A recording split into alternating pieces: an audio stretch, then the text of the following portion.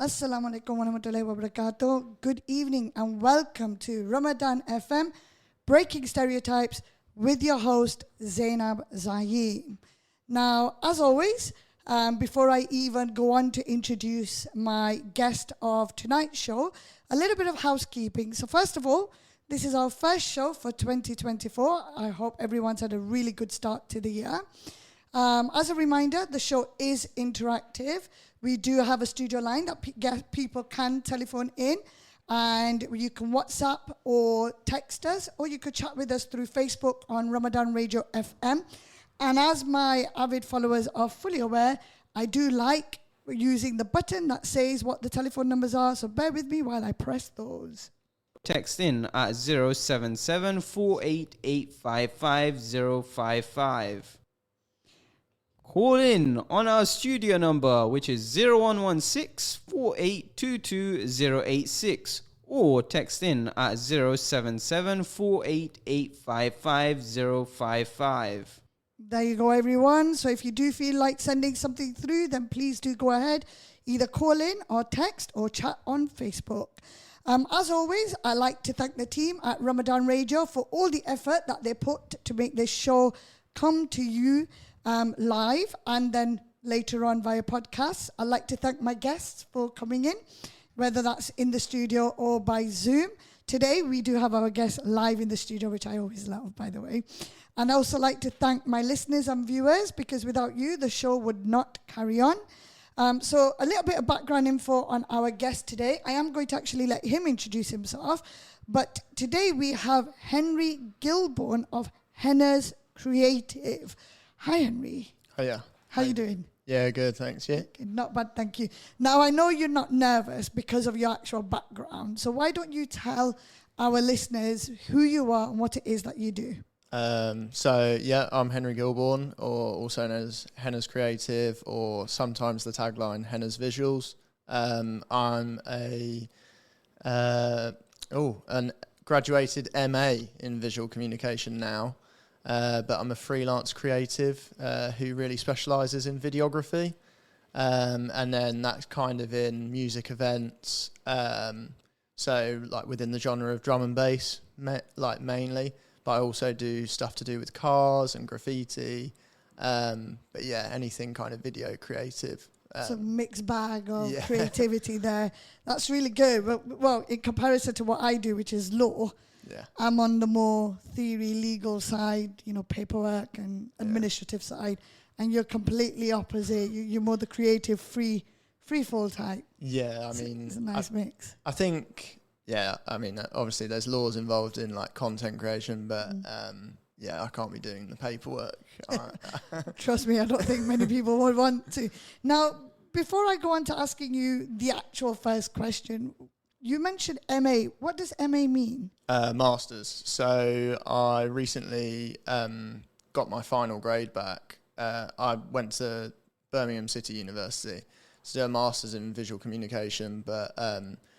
so I got a distinction in that. Congratulations. Cheers, thank you. It's just being moderated at the minute, and then I hope to find out when my graduation is soon. But that was kind of like my major project last year. And then that was really good because it opened a lot of doors for me. I started that course as just a photographer. So I just like to take photos and like obviously edit them, and that was it. Whereas then I got into kind of audio-visual design, I got into video, I did a bit of graphic design, even a bit of illustration, if that was painful to pick back up, because if you'd asked me to draw like something basic, like a hand, like a year ago, I would have probably laughed. I wasn't your best Pictionary player, if that's anything to go by.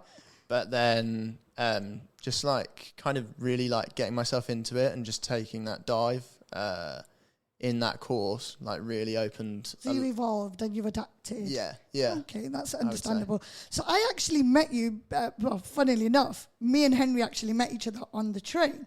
I was on my way to Cardiff and you were on your way to Birmingham, right? Yep. Which is where my layover was when I was swapping over trains. And I think everyone was really quiet on the train, and Didn't I give you? I think I stood up and I was you because you had a suitcase. And That was I said, it. "Oh, do you want to have the chair?" Yeah, short people problems here.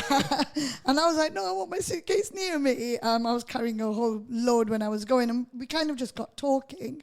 And you mentioned the documentary of the rave culture that you were doing, and I was actually quite fascinated about what it was that you were, creating and getting yourself into and so on. So I had a whole host of questions, and I thought, you know what, it's going to be a good idea for you to come on the show. My show is all about breaking stereotypes, and stereotypes doesn't have to be what people think on a normal day-to-day basis. It could be things that people might not even think of. So hence the reason why I asked you on the show. So you are a recent graduate, so you're still someone who's making their way into the world, unlike some of my other guests who are quite seasoned and they already know what they're doing with their careers and so on. So you mentioned about the artist side of things where, a year ago it's not something that you would have thought of doing. So I do want to go a little bit further back in your timeline. What did you want to be when you were growing up? I don't know. Well, I think when I was growing up, sport's a big thing in my family. So I'd probably, like every other kid would probably say football player, but it was rugby in my house. So probably to play for England would be like right up there from a very young age.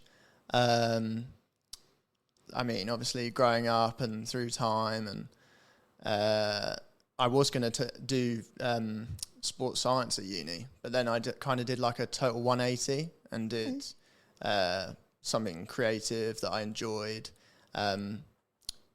What's the saying? If you do something you love, you never work a day in your life. Yeah. Which I really do feel is true. And I think it got to that point where I could either go sports, exercise science, or I could go down the photography route. And I just chose something that I wanted to do and I could put my time and effort into. I think back to your initial question, when I was younger, I'd say I wanted to be a professional rugby player. But sounds interesting. I tend to ask these questions a lot because the whole purpose of the show is it's not just about breaking those stereotypes, but it's also whoever my listeners are, my viewers are, for them to gain a little bit of inspiration in case that they're struggling as to what they may want to do when they grow up, or they're struggling, battling with maybe society, cultural norms, and they're not sure which way to go. Giving them an understanding of other people and their perspectives and what they did or didn't do can help them. Just as an example, I think last year I had a young lady training to be a pilot, and an 11-year-old rang in. One of my first ever shows that I had a caller, and an 11-year-old child rang in, and he'd already thought about being a commercial pilot. And he had all of these questions. So I just don't know who's listening out there. Hence why I like to ask that question, what did you want to be when you were growing up? And you've done a complete 180 on that one, haven't you? From sports to creativity. So when would you say was the first time you realized that photography was something that you really wanted to get into? I mean, obviously when you're growing up and going to state school, you normally do kind of like, you do your art. I wasn't particularly good at drawing, but then kind of like I'm very into my films, like my cinema. That was always like kind of a ritual that like me and my dad would always go and see like the Marvel films growing up, or so probably somewhere from there, like kind of wanting to work in storytelling but not having to draw. So kind of adapting that to the nearest thing, which was a camera, but I hadn't really taken a dive into moving image. So I actually put photography as one of my options when I took my A-levels. I did photography, business, and PE. I did terrible in the other two, and I did well in the photography. But I think that's kind of where I first kind of got my hands on a camera. Like, I looked into like image manipulation. I looked into kind of like movie posters were a big thing back in the day. Like when I was growing up, you used to go to this thing called a Blockbuster, and like on a Friday night, and you'd rent like 2 videos or whatever, and that'd be like your family night. So, and you could get posters there. And I think that's kind of where that inspiration to create images that create a narrative came for me, really, at a young age. Well, picture speaks 1,000 words, right?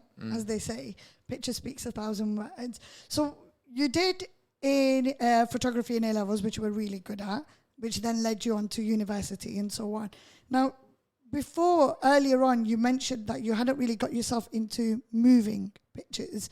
So when did that aspect of things come in? Because the way I see it, when you're doing photography, people usually just normally go into photography as a standalone. Sometimes they do mix it in with their videography. They might do weddings and so on. But then you've added that filmography element to it. So when did that part come? I would say really like last year was like, because if you look at my portfolio, I did this the other day. I was like, it's crazy to think I made my first kind of like after movie like just over a year ago. And obviously we've had briefs whilst at university, like even in my undergrad in photography to kind of do like moving image. But I think I did it for that brief during the undergrad, and then like I fell in love with it, but I kind of had to put it down and then focus on the pictures a bit more, because obviously that was the title of the course. But I'd say I'm also kind of shaped by kind of like content trends. So moving image or video, like Instagram Reels, whatever you want to call it, is where it's going. Like that is the most interactive for people to sit there. If you haven't grasped them in the first 5 seconds, you haven't got them. And there's no better way to do it than with a video and to maintain that attention. Because with a photo, obviously, once they've analysed the photo or got what they want from viewing it, they're just going to keep on scrolling. So I would say there's that kind of professional influence as well. And plus social media as well. Yeah. You've got things like TikTok and Insta Reels and so on. So you got to keep up with those trends as well. So did you face any challenges at any point getting into either the photography side or the videography side? I would say, I don't know if I like the word challenge. I mean, it's probably adept to the situation, but when I first started, you do have to do like a lot of work for free, or if you're kind of like interning at like a production house, or they call it making the teas. So you're like a runner. I mean, luckily, what we did to get experience was we used as much of the facilities as we could. And when I say we, I mean in my second year of uni, I lived with like 4 of my best mates, but we all did the same course. So if we got an opportunity, we'd try and kind of offer some experience to like each other, to like be an assistant on a shoot or whatever the kind of next running role was.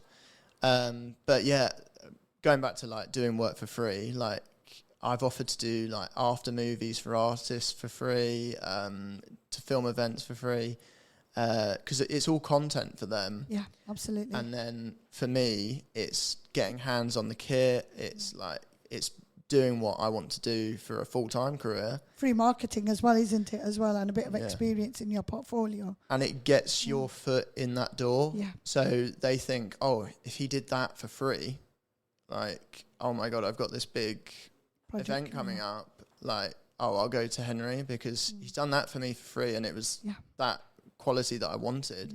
It might not necessarily be what they wanted, but then they know they can always come back to me, and I might, obviously I'll give them a good price, or I mean, if I'm really passionate about it, I will probably do it for free, just because I think that's what I love about kind of visual media, creative kind of people.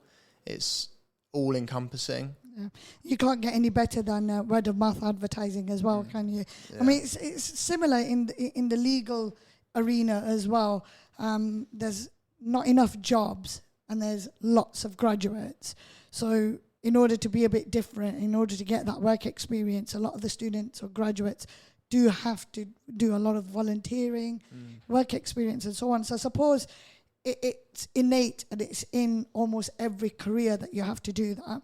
Now, I do want to ask you this next question, and I'm going to be very, very careful as to how I word it. I don't want to offend anybody when I ask this question, and Henry already knows what's coming, as does my producer in the background. Now, as you could tell, I'm brown, I'm Asian. If anyone hasn't realized that, they will now. And, Henry, you are non-Asian, of course, right? Now, a lot of discussions take place in my career that I'm in, as well as conversations with friends and family. And there's a word that gets thrown around quite a bit. And that word is white privilege. Now, I'm not a fan of that word. Absolutely not. And I actually say brown privilege exists as well, because I've seen it. I've seen it in my lifetime where children who have got influential parents or relatives go straight into a role that they're probably not accommodated for or ready for, but they have because of that influence that they've got.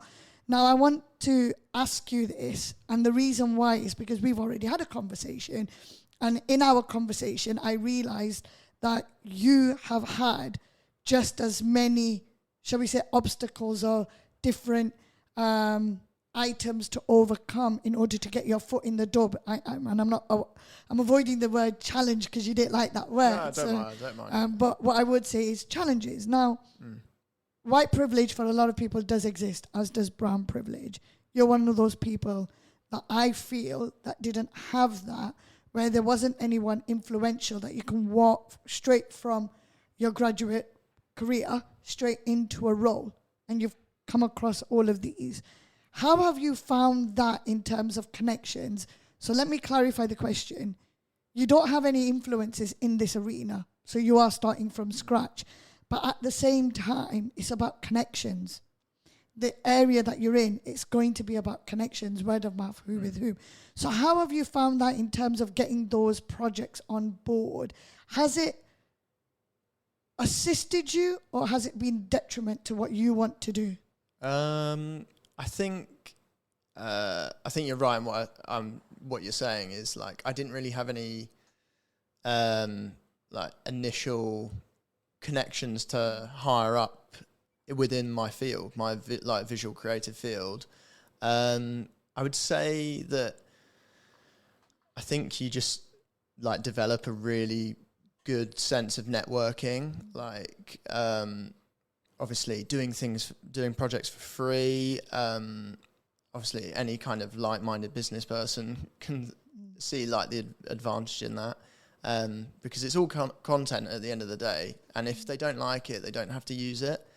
I would say just genuinely just being kind and being nice and down to earth, being realistic. Personality, basically. Is will take you a long way.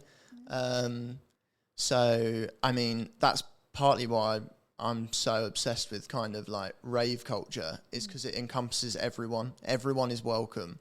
There's no two people are the same, and kind of the people I work with and or have worked for are very similar within the field.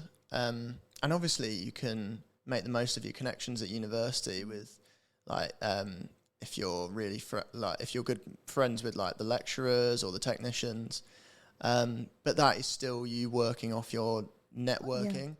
Yeah.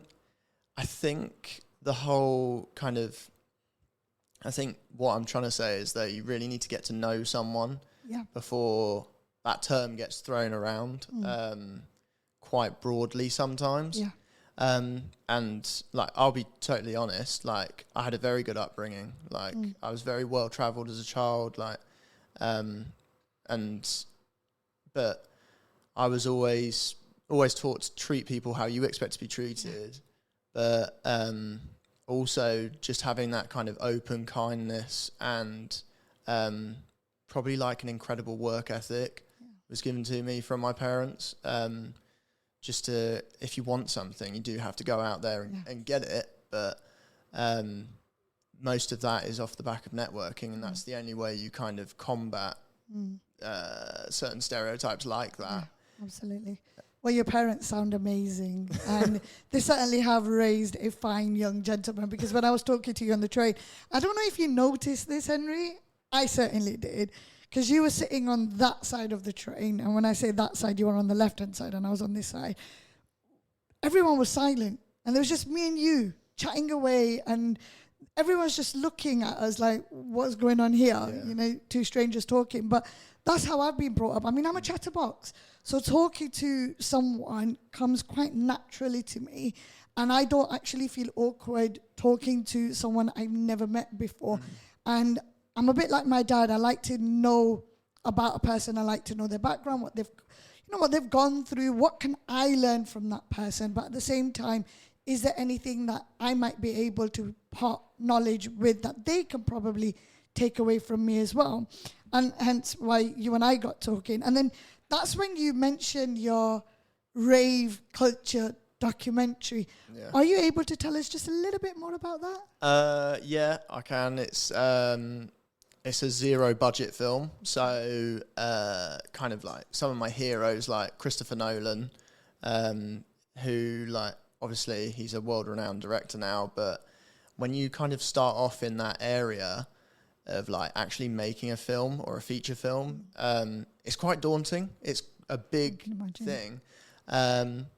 But I think what I'm trying to encompass is like what the culture of that scene is all about and how that links to British culture quite individualistically, but how it encompasses so many different members of different cultures.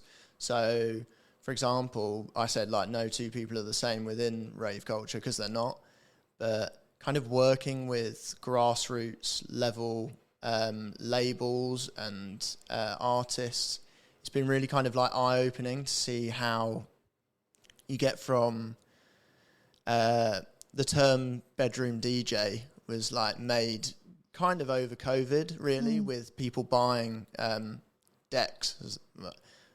Equipment, decks, the DJ decks. I don't know if, like, obviously, Pioneer decks or whatever, and they'd set them up in their room and they'd spend like 6 hours making music in their bedroom, and they'd go live on TikTok. And then, for example, now they can enter competitions to get really good live shows. So one of my friends went to one of the first kind of major drum and bass shows at Wembley Arena.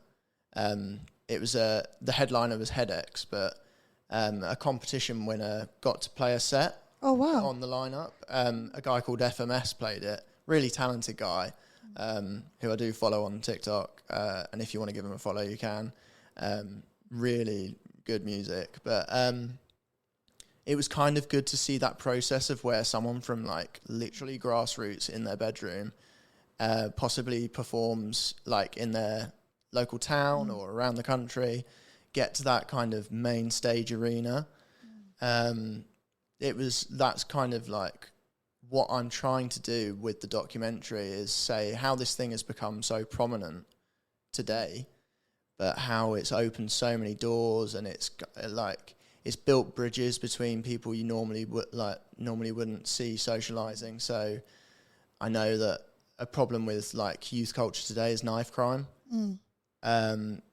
You don't get that at raves. So I don't know. I think just that overwhelming positivity, that's kind of what I want to show. But also I want people to feel the welcoming nature of it, how I felt it when I first started going out to raves, and now I'm like filming them. But I think that's kind of where I'm going with it. I suppose it's very similar to our biking culture as well. So if you remember, I told you I ride a motorbike. And one of the breaking stereotypes for that is the fact that when people see me, their stereotype is, oh, you ride a motorbike? No, I would never have guessed that. And it's not just my height that plays a factor in that. It's how I look, how I talk, and all of those factors come into play. But in the biking world, we're all brothers and sisters, right? It's not, oh, she's a female, oh, she's a Muslim, oh, I can't talk to her. No. We're all brothers and sisters. We're all a family. And when one biker is in need, everyone else will come running. But not just that as well. The amount of charity work that bikers themselves do, whether that's for the local hospitals, children's charities, cancer, whatever it is, bikers tend to be there. And normally, or should I say the wider community, will not know that. They won't know that because they don't see that. So when bikers bike, we don't normally ride down in our batches of 50s and 100s down local routes, because we're fully aware that we need space and we need an area to ride down. So some of these rides are planned, months, even a year in advance, and we take routes that are going to be open and safe for everybody. We have all types of riders. We have young, old, we have higher CC, lower CC, but it's inclusive. That's what I'm getting at. It's all inclusive. So before I go on to the next question, you've mentioned quite a few things, and you also use the word it could be quite daunting. Do you have any tips for anyone starting out in any career, right? Do you have any tips where they might be fearing taking that first step, or they might be coming across something that they might think is stopping them from taking the next step? What would you say in your experience, being a youth, because I think 20 years older than you, so my tip would probably be very different to what you can give the youths of today. I think my number one tip would be, that's quite hard, to be fair. I think let me use an example. When I was looking at the film as kind of a whole project, and believe it or not, I don't actually like hearing my voice on film. Oh, I don't either. So, don't worry. kind of like the whole schedule or plan to like interview people, I had to kind of come at that in a very different way and kind of get over some initial anxieties about kind of filming it and how I would edit it and present it. And I think the way I did that, though, was I just did it. So kind of, I don't know if I told you this, but I also do kind of like a lot of long distance running. So no, that wasn't mentioned. So like half marathons and stuff like that. Okay. And I know it sounds like cliche or whatever, but when they say like, "Oh, just put one foot in front of the other," sometimes it's more about you just need to do the process rather than like overthink it. And I'm such a I'm so bad for it that I'll overthink stuff, and I'll be like, "Oh, what if this goes wrong?" And I remember I was the same growing up, and I'd always get told like, "Stop worrying about worrying." So kind of like, don't worry and just do, but also like know you can ask for help. Like there are loads of people out there, and like thanks to the internet and social media, I mean, I've I'll openly admit I've asked like industry leaders, like I'll drop them a DM and I'll be like, "Oh, if you've got any advice, have you got any advice for kind of a videographer who's got a video this or I'll ask, can I come and like support you on a shoot, and like maybe you can get some mentorship that way." Just putting yourself kind of around people that you want to not emulate, but possibly like look up to within industry. Gain experience from. Because then you start to associate yourself with that environment. So now I know when I go for a shoot, I know that I'm a stickler for timings. Like I'll always be early. I'll get there kind of like an hour, half an hour early. I think I turned up 15 minutes early today, didn't I? Yeah. Just like off the bat. I love that, by the way. I'm a stickler for punctuality. Yeah, like if you're late, you're really late. Yeah. Like if you're 5 minutes, you're on time. But I think like I know my routine now, like within that environment. So kind of get yourself accustomed to being around people who want to do the same thing as you. So uni was really good for that. But then like doing my freelance, I've met loads of people like, I mean, obviously I do the drum and bass events and kind of like I've done like a couple of festivals. But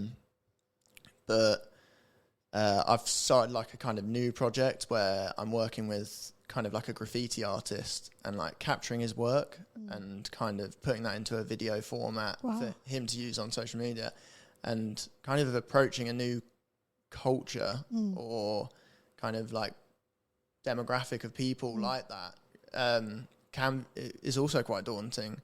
But I was lucky enough to kind of become friends with someone who does that for a living. And then just by kind of being friends and doing kind of favors for each other with the creative arts, you kind of start to find your flow. And that's also to say, if you're scared about reaching out to people, honestly, or if you're interested in getting into video, I'm always up for taking like an extra like set of hands on kit. Oh, that's very so kind of you. like if you just want some experience, or if you like have any questions, I'm not saying I'm the most experienced, because I'm not, but you have some experience, and that's always helpful, yeah. isn't it? Absolutely. Right, so before we go on to the next bit, I am just going to take a quick pause and remind everyone that they are tuned in to Ramadan FM, Breaking Stereotypes, with your host, Zainab Zaeem, and my guest, Henry Gillborn of Henna's Creative. You can text, you can WhatsApp, or you could chat with us live on Facebook. Yes, on Facebook, Ramadan FM, or you could telephone in, and here are the numbers. Call in on our studio number, which is 0116 4822 086, or text in at 077 488 055. So before I did that little interruption, should I say, with all the digits, you kindly offered your services to anyone out there who's looking to go into videography, photography, and is unsure where to start. Henry has kindly offered his time, and I would recommend to people, if you are, a little bit worried and you have your questions, then there is Henry, and there will also be other people as well. And that's quite similar to what I do in the legal world. I mean, I am a mentor. I'm always there for those students, graduates who need it. But I always say to my mentees, that you won't know until you ask. And at the very most, what you'll get is a no. And if you get a no, fine, move on, right? But you will find someone who is willing to help, because we were once upon a time in your shoes as well. That's the way I see it. But you also mentioned that you overthink a lot.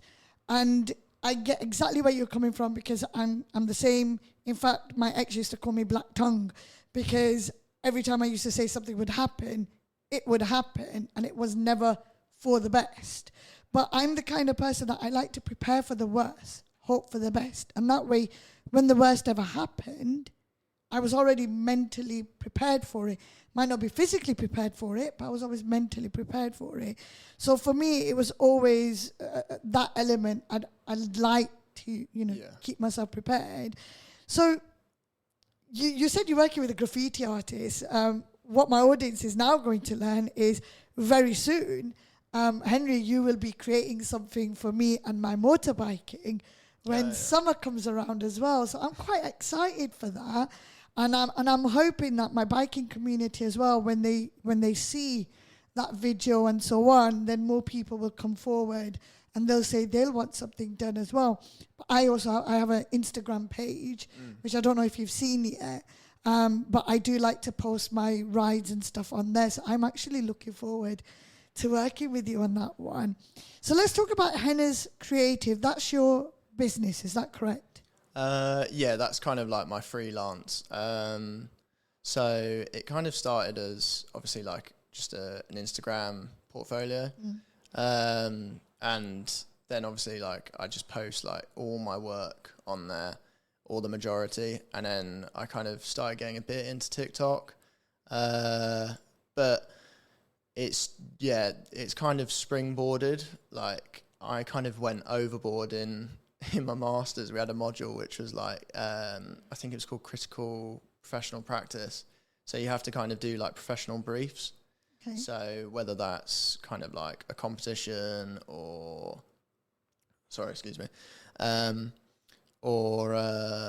like if you're doing professional work that's paid.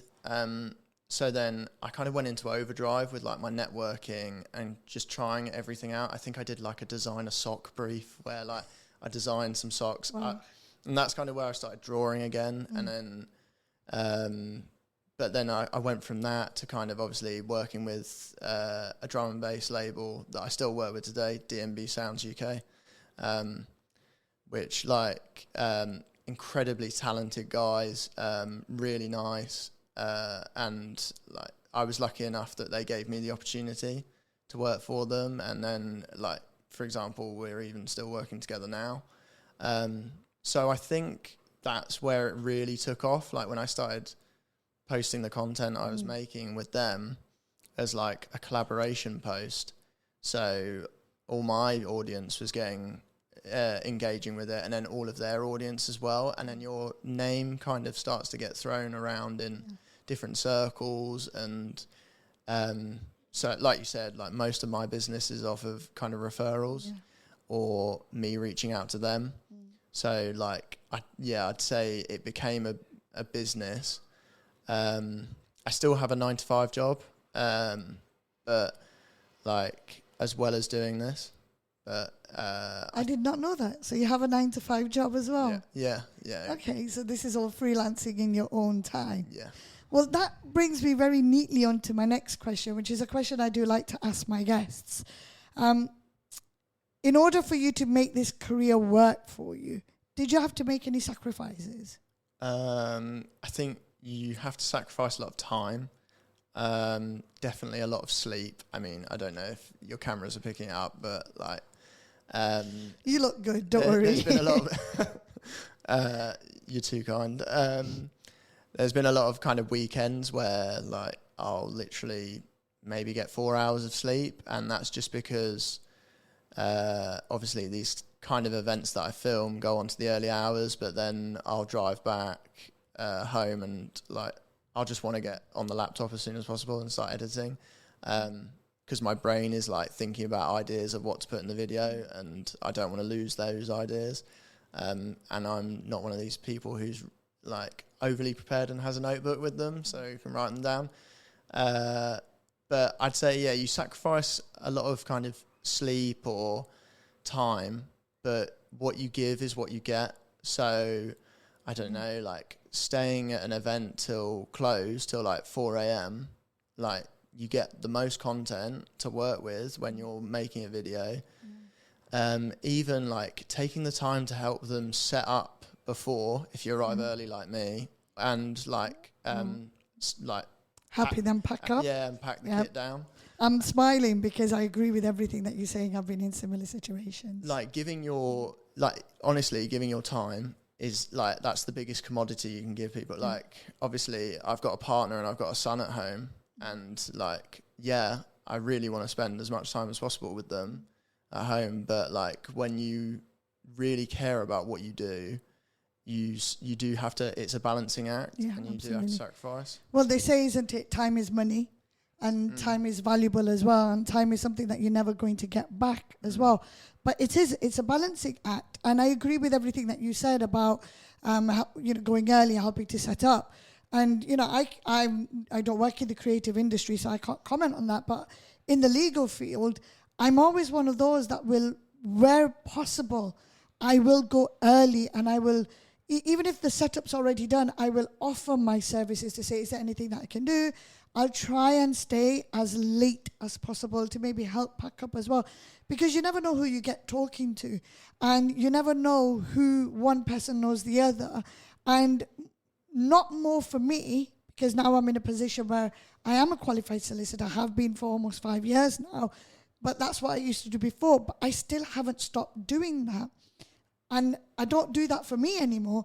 I do that for my mentees, because I don't know who I'm going to meet that might have a spot available, so for work experience or paralegal, that I could then recommend someone that's in my connection.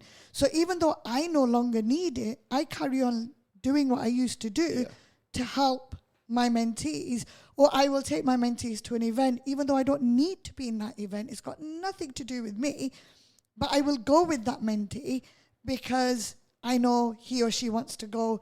They're nervous. They don't particularly know how to start.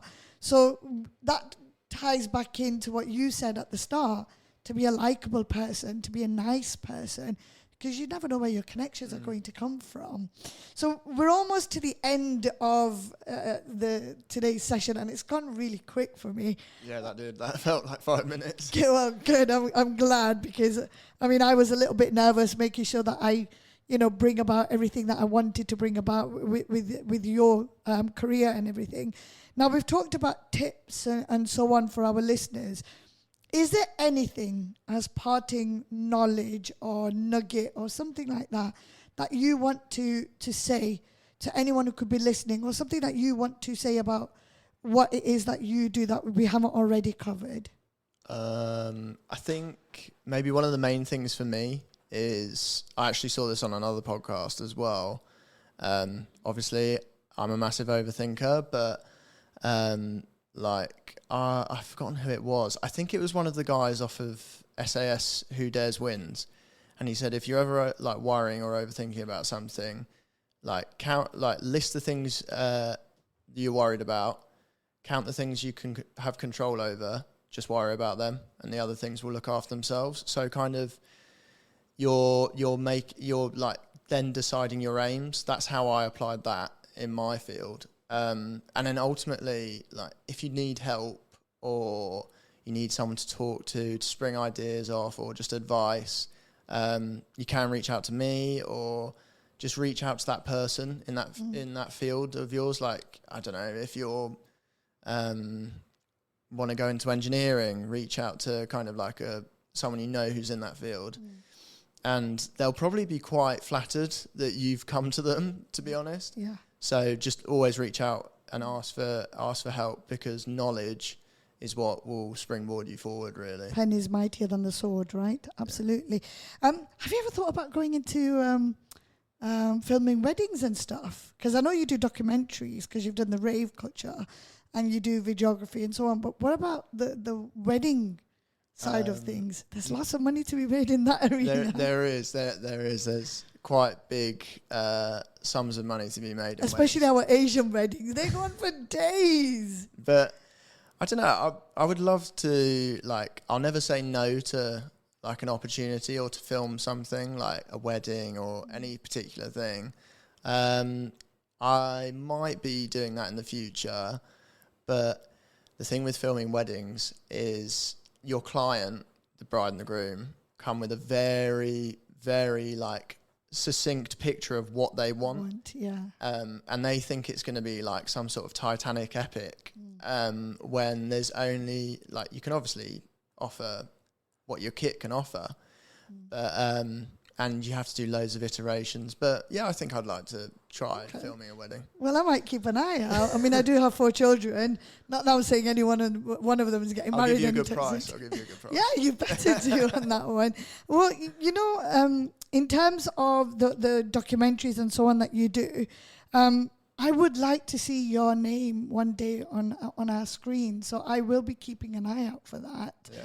And you already know that where I have been trying to, you know, put your name out there. So who knows, you know. You'll get the first interview. If I ever make it to the box office, well, you'll get the first interview. Let's think of this as was it prequel? Prequel. Yeah, prequel, right? So let's think of this as a practice run, right? Yeah. Practice run. But I want a ticket to the red carpet is what I'm looking for. You can take mine. I don't like all that stuff. Really? You don't? I'm more behind. Yeah, I like to be behind the camera. I think I would probably like, if I ever got invited to my own premiere, which sounds weird, I'd definitely be like, can I turn up like half an hour early and just sit in the movie theatre rather than do all like the interviews and stuff? Well, you've got your lovely partner. I'm sure she'll be a proxy in that. Yeah, she can do all the questions. Yeah, fantastic. Well, you know what? I am very, very much looking forward to having you on our screens one day soon. And for those who want to follow Henry Gillborn, go ahead and say your tag, please.